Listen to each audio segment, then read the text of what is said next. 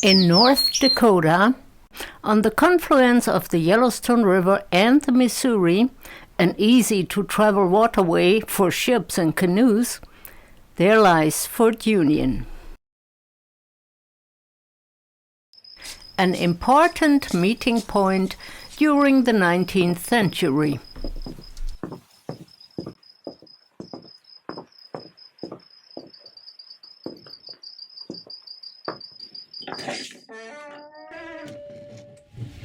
Can you tell me something about Fort Union here in North Dakota? Yes, Fort Union was established in 1828 by the American Fur Company. It was torn down in 1867 when the Army comes out here. And for those 39 years, it was a peaceful business fort. There was no military out here. But this operation is completely based around the trade of buffalo robe.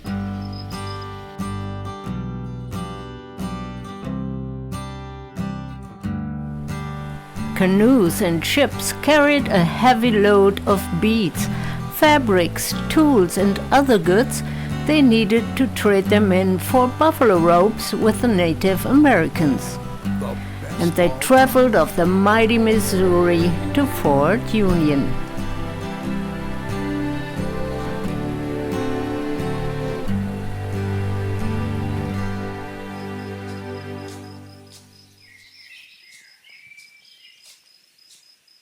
A delegation of chiefs, elders, the higher echelon of the tribe, they would actually be brought into this room here, and anyone with the honorable distinction of coming in here would sit down all over this room. And then coffee would be on, a stew would be cooked, you have to be a gracious host to your guests. Gifts would be given, such as the ones you might be able to see around the walls over here, as well as from my own party, I might give a very fine blanket, a fine gun, all manner of different goods. And this is to encourage both sides to come back together to trade, because this is a completely friendly relationship. More often than not, I haven't seen these people since last year. And so that changes things quite a bit when you actually build up friendships on top of your business relationships. And I would often be married into the tribes as well. And so it changes things significantly when you're not only negotiating with your friend and a chief, but also with your father-in-law. Yeah. Once a year, those rendezvous usually took place in June or July, and they were a great social event. The red man and the white man got along pretty good during that time here in the Dakota Territory, but that should be changing soon. For the Indians, the earth was like a mother who cared for their red children.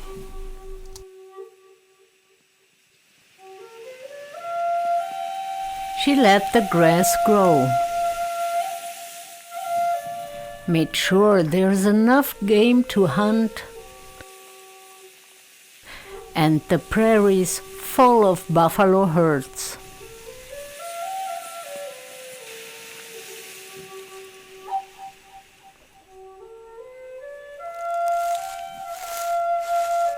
The buffalo was most important. His flesh was food, his hide clothing and housing, and his bones material for tools and jewelry.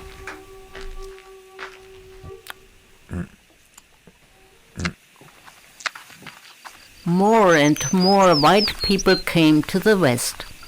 Captain Lewis and Jim Clark prepared the way for them.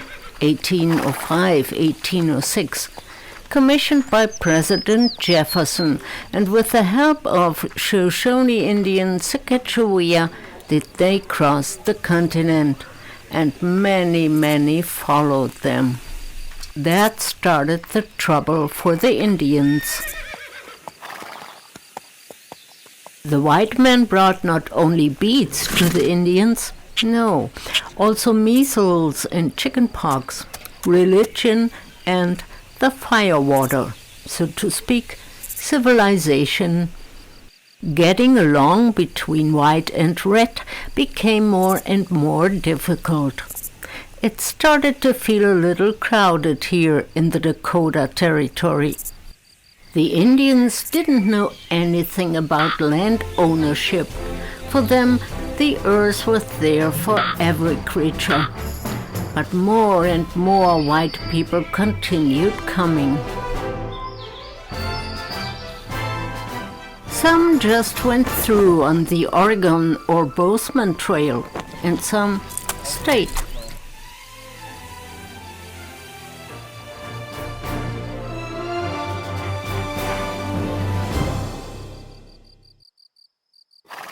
The white men didn't respect anything that was sacred for the Indians. They built fences and stopped the game using their trails. And they killed the buffaloes. The army was assigned to make treaties with the red chiefs and bring the savages into the reservations. They were not very gently in this matter. Among the many treaties that were made was most important for the Indians the Laramie Treaty from 1868. Therefore, many chiefs of the Sioux and Cheyenne tribes met in Fort Laramie.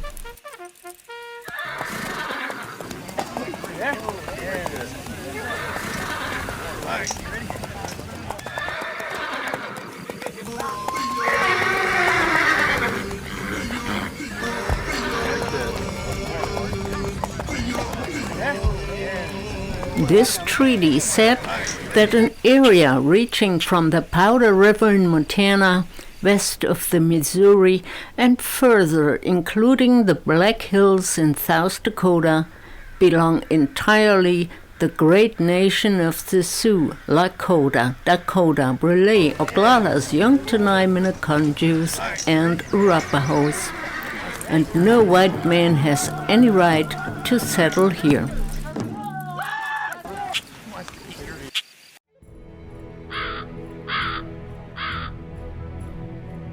The Black Hills were sacred for the Sioux, their retreat center of the world. Here they danced their Sundance. Here they got their visions. Here were their ancestors. Sacred land that was theirs according to the treaty, as long as the grass grows and the river flows. The Black Hills belong the red man.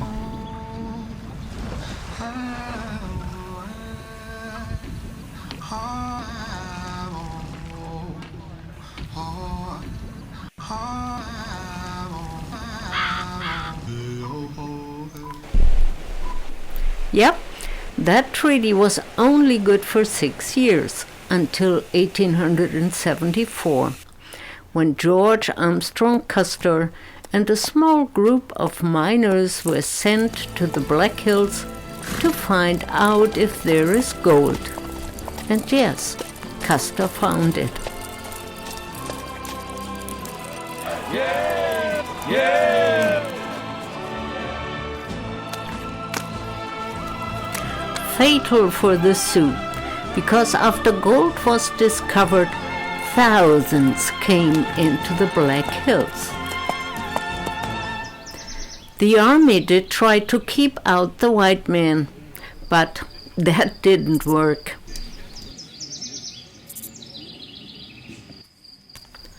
The American Congress decided that all Indians have to move to reservations and declared all treaties that ever made are canceled.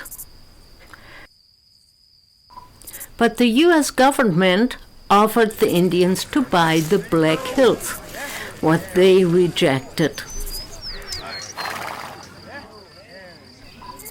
The savages were in the white man's way, so all Indians had to move and live in their reservations, and who is not following that order will be treated as an enemy. Many Indians followed that order and moved to the reservations around the Badlands.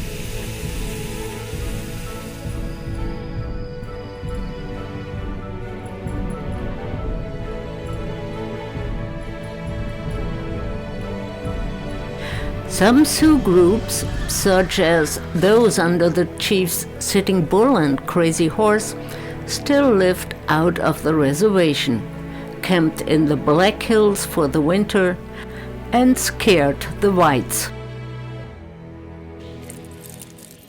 Now the army was needed to protect the settlers and gold seekers. The campaign of 1876 against the Lakota and Cheyenne intended that 3 expedition groups under Crook, Gibbon, and Terry should look for the hostile Indians, and gather in the southeast of Montana were the groups under Sitting Bull, Crazy Horse, and other chiefs supposed to be. Sitting Bull, the Oglala chief, was also a medicine man. On June 16th, he went to Medicine Rock in Montana to dance the Sundance until he fell and got his vision. He did see many bluecoats attacking the camp from the back side. On June 17th, Sitting Bull's vision came true. General Crook's soldiers clashed with a large Lakota and Cheyenne force along the Rosebud River. Both sides fought hard in that Battle of the Rosebud that finally forced Crook to withdraw.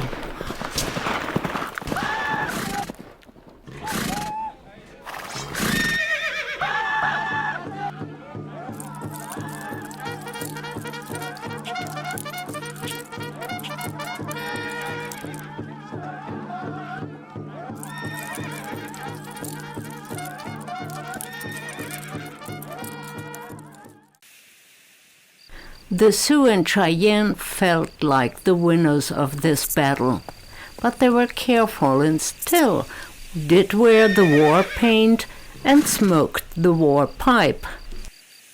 They figured there might be more battles coming.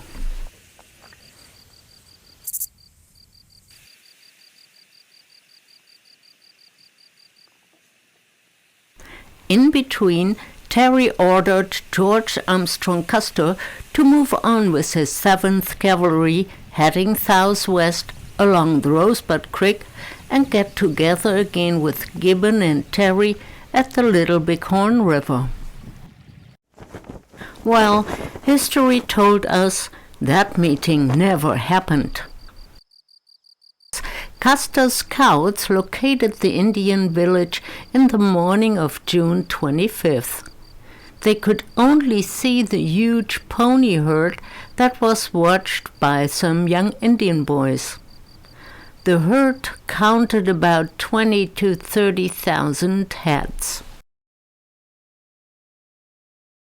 Custer probably underestimated the size of the Indian village that was hidden behind trees. Custer's original plan was to wait, but he was afraid that the Indian discovered his scouts, and so he decided to attack the village right away. Let's go. Yes, sir. Custer divided his regiment into 3 battalions.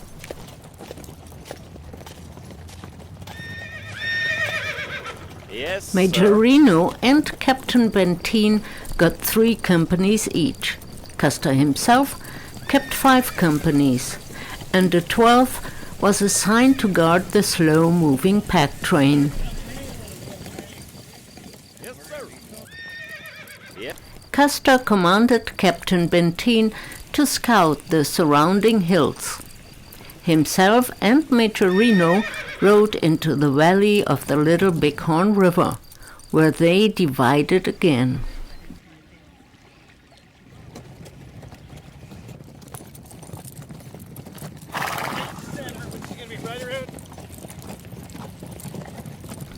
Custer were heading north to the lower end of the Indian camp, while Reno crossed the river and attacked immediately.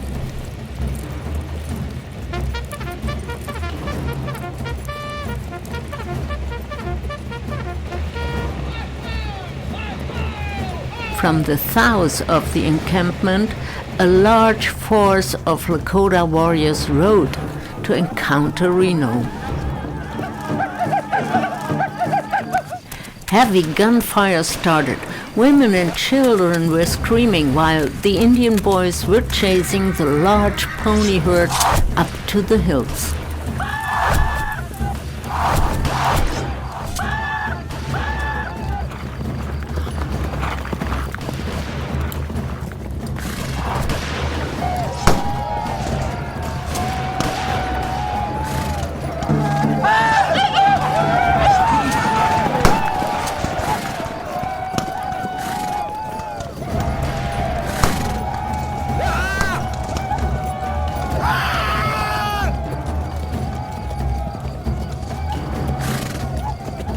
Crazy Horse painted his face the way that it made him bulletproof.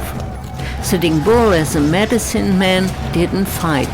He brought women and children to a safer place. Benteen got order from Custer to hurry forward and support Reno. There were just too many Indians, so he had to retreat and took defense position when Benteen joined him. Then Reno and Benteen heard heavy gunfire from the direction Custer went. They wanted to cross the river to support Custer, but they had no chance because the Indian force was just too heavy. Custer tried to cross the river from the other side, but failed and rode back up to the hill. Some of the Sioux warriors followed by creeping uphill through the grass to avoid to get hit by bullets.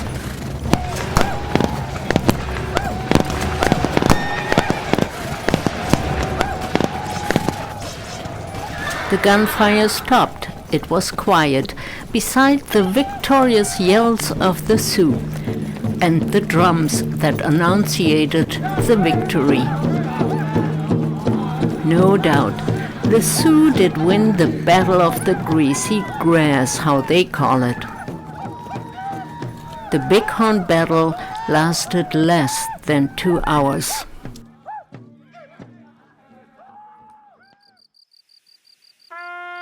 Beside Custer, 2 of his brothers and a nephew fell.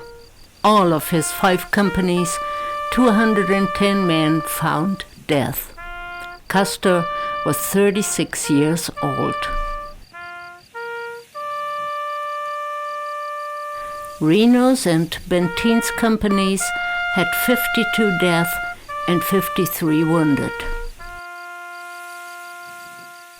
It is not known exactly how many Indians lost their lives.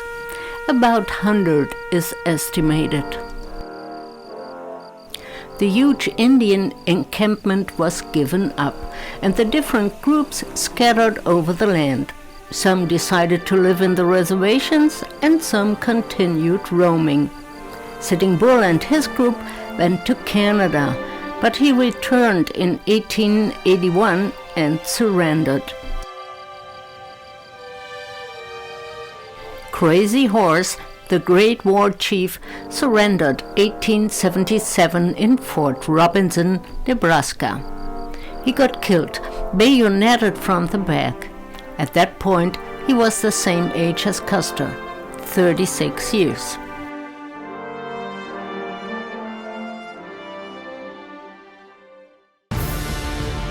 The work on the biggest sculpture in the world started in 1948.